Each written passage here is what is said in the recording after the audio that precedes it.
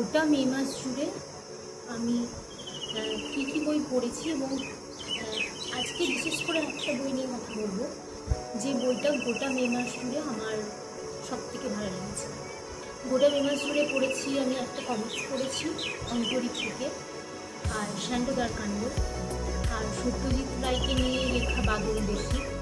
সত্যজিৎ রায়কে আমরা সবসময় একজন লেখক হিসেবেই চিনেছি, কিন্তু উনি দেখিয়েছেন যে সত্যজিৎ রায় শুধু লেখক হিসেবেই শ্রেষ্ঠ না, একজন পরিচালক, একজন প্রচ্ছদ শিল্পী হিসেবেও, এবং কতটা সহজ মানুষ ছিলেন উনি, কতটা মানুষের মধ্যে মিশে যেতে পারতেন, কতটা প্রচ্ছদ নিয়ে নিখুঁত ছিলেন, সেসব ওই বই বলেছেন। এবং সম্প্রতি যে নতুন এবছরের যে শারদীয়া, সেই শারদীয়া থেকে একটা গল্প, একটা উপন্যাস পড়েছি, আর আর ক্ষীরের পুতুল রিডিট করেছি।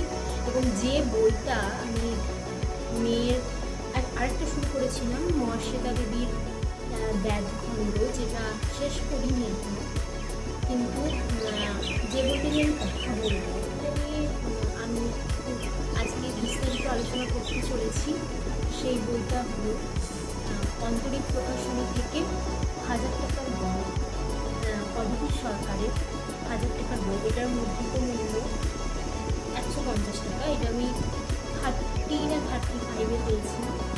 এটার প্রচ্ছদ করেছেন সমজিৎ ভট্টাচার্য। আসলে গোটা বইটাই একটি মেয়েকে নিয়ে লেখা। একটি মেয়ের মাধ্যমে লেখিকা গোটা নারী সমাজকে বুঝিয়েছেন, গোটা নারী সমাজের স্থানকে, যে নারীদের জায়গাটা কোন জায়গায়, নারীরা আজ কীভাবে জীবন অতিবাহিত করছে। তো লীলা বলে একটি মেয়ে, সে জন্মের পর থেকে মা বাবা হারা, তার মামিমার কাছে থাকবে, এবং পরে দেখা যাবে মামা তাকে একটি ছেলের কাছে বিক্রি করে দিয়েছে, আর সেই ছেলেটিও অন্য জায়গায় তাকে বিক্রি করে দিয়েছে। এই করতে করতে করতে করতে সে নানান পুরুষ, নানান দেশ বিদেশ যেতে এক সময় হরিয়ানার একটি গ্রামে এসে হাজির হয়। সেখানে বেশ খানিক দিন থাকে। সেই পরিবারে তার একটি যার মলকি বা যার গোলহান সেজে সে গিয়েছিল, তার নাম সুখবীর। আর সেই পরিবারে আরেকজন যে ছিল, তিনি হলেন সুখবীরের বাবা। তো সেখানে তাকে বিভিন্ন রকমের অত্যাচার সহ্য করতে হতো, মার খেতে হতো, রাত্রিরে যে শারীরিক অত্যাচার, সেই অত্যাচার সহ্য করতে হতো। এছাড়াও সুখবীরের যে বন্ধু বান্ধব, তারাও এসে লীলার শরীর উপভোগ করত। এবং শুধু লীলা না, গোটা ওই গ্রামটায় গোটা যত মেয়ে বউ ছিল, সবাই কিন্তু পাড়া হিসেবেই ছিল। এরকম আরও কয়েকজন, কুসুম, বাবলি, এরকম আরও অনেকজনের সাথেই নাম আমরা জানতে পারি বই থেকে। তো ঘোড়া নিয়ে, কলসি নিয়ে দূর থেকে জল আনতে যেতে হতো, বিভিন্ন রকমের সমস্ত কাজ করতে হতো, মানে গরুদের ঘাস কেটে আনা, এই ধরনের অনেক ধরনের কাজ করার শুধুমাত্র দুটো রুটি আর মাথায় আশ্রয়টুকুর জন্য তাদেরকে দাঁতে দাঁত চেপে এইগুলো সহ্য করে দিত। এবং মাঝখানে আসে কয়েকটি মহিলা, যারা সমাজসেবী হিসেবে, তারা বলে নাকি যে পারদের কোনো মানে শারীরিক অসুবিধা, রোগ, এইসবের জন্য আর কি ফ্রিতে ডাক্তার দেখাবে, এবং পারদের কাজও দেবে, রোজগার, এরকম। এবং এই জিনিসটা হয়তো বেশি দিন ধোপে টেকে না। পরে কিছুদিন পর সুখবীর একটা অ্যাক্সিডেন্টে মারা যায়। তারপরে সেখান থেকে লীলা আবার একটা মালিকের হাত ধরে একটা অন্য জায়গায় চলে যায়। সেখানে সে মহিন্দার নামে একটা পুরুষের সাথে তার বিবাহ হয়, এবং সেখানে সে গিয়ে প্রথম বুঝতে পারে যে কোনো পুরুষ এত ভালো হতে পারে, যে কোনো পুরুষ সম্মান হয়তো সেভাবে করতে পারেনি তাকে, কিন্তু অসম্মানটাও করেনি, অমর্যাদাও করেনি। এবং তাকে বুঝিয়েছে যে তারও দাম আছে, তারও অনুভূতির দাম আছে।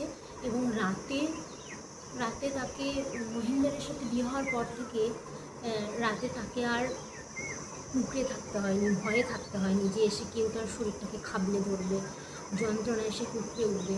এবং সেখানে সে পরিবারও পায়, সেখানে সে শাশুড়ি মা পায়, সেখানে সে স্বামী পায়, যেটা সে কোনো দিন স্বপ্নেও ভাবেনি যে তার শাশুড়ি মা হবে, তার স্বামী হবে, এবং সবশেষে তার সে সন্তানও ধারণ করতে পারে। এবং এইটা এটা এই লেখিকা এর মাধ্যমে জানিয়েছেন যে হ্যাঁ, মেয়েদের স্থানটা অবশ্যই দেখিয়েছেন যে মেয়েরা কোথায় দাঁড়িয়ে আছে, পুরুষের চোখে মেয়েদের স্থানটা কোথায়। এবং এর সাথে লেখিকা দেখিয়েছেন যে মেয়েদের আসলে স্থানটা কোথায়। এবং বইয়ে যেটা লিখেছেন এটা নেই 2026-এর দাঁড়িয়ে, কিন্তু কোথাও না কোথাও কোনো পুরুষের মনে নারীদের নিয়ে একটু মানে নীচ মনোভাব আছে, থেকেই গেছে। তো তাও লেখিকা মেয়েদের স্থানটাকে দেখিয়েছেন। এবং শেষে গিয়ে সবথেকে ভালো যে শেষে গিয়ে লীলার যে এরকম একটা সুন্দর ভবিষ্যৎ গড়ে দিয়েছেন। হ্যাঁ, এটা ঠিক যে তার পারো জীবনের সমস্ত কলঙ্ক, সমস্ত কষ্ট যন্ত্রণা সে ভুলে যেতে পারবে না, কিন্তু এই যে একটা পরিবার পাওয়া, একটা মাথা গোজার মতো জায়গা পাওয়া, একটা মনের দুঃখ বলার মতো জায়গা পাওয়া, একটা স্বামী, একটা শাশুড়ি মা পাওয়া, একটা হয়তো পরবর্তীকালে সন্তান হবে, লেখিকা বই সেটা দেখাননি, এইটা লীলার জীবনে আশীর্বাদ অবশ্যই। এবং এইটা খুব ভালো লেগেছে আমার। তো বইটা এই মাসের এই বইটায় আমার